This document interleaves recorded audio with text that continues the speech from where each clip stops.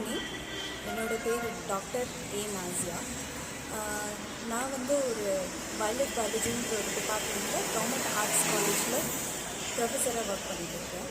இங்கே வந்து நாங்கள் ஒரு ஒர்க் பண்ணியிருக்கோம். இந்த மைக்ரோ பிளாஸ்டிக்ன்றது பற்றி எல்லோரும் கேள்விப்பட்டிருப்பீங்க. பிளாஸ்டிக்கோட சின்ன சின்ன துகள்களை தான் மைக்ரோ பிளாஸ்டிக் சொல்லுவாங்க.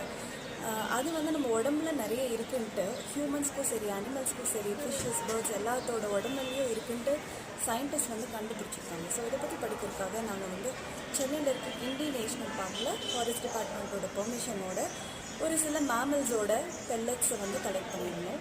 ஸோ அதை வந்து நாங்கள் அனலைஸ் பண்ணி பார்க்கும்போது அந்த டியர் ஸ்பீஷியஸ், பர்டிகுலராக ஒரு சில டியர் ஸ்பீஷியஸோட உடம்புல அதோட கழிவு வெளியில் வருது இல்லையா, அதில் வந்து ஒரு 5 விதமான மைக்ரோ பிளாஸ்டிக்கை கண்டுபிடிச்சிருக்கோம்.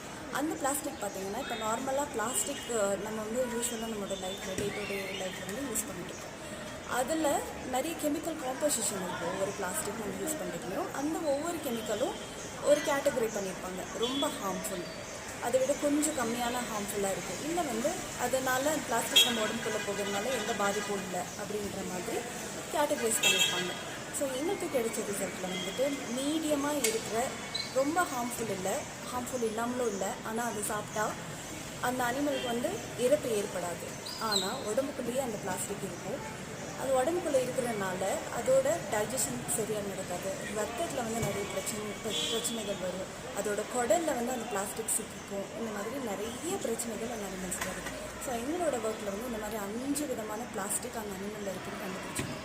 ஆனால் அங்கே ஃபாரஸ்ட் டிபார்ட்மெண்ட்டில் இருக்கிறவங்க அனிமல்ஸ் ஆகும்போது போஸ்ட்மார்ட்டம் பண்ணுவாங்க இல்லையா, போஸ்ட்மார்ட்டம் பண்ணும்போது பிளாஸ்டிக்னால அந்த அனிமல் இறக்கலன்ட்டு அவங்களுக்கு ரிப்போர்ட் வந்துருக்கு.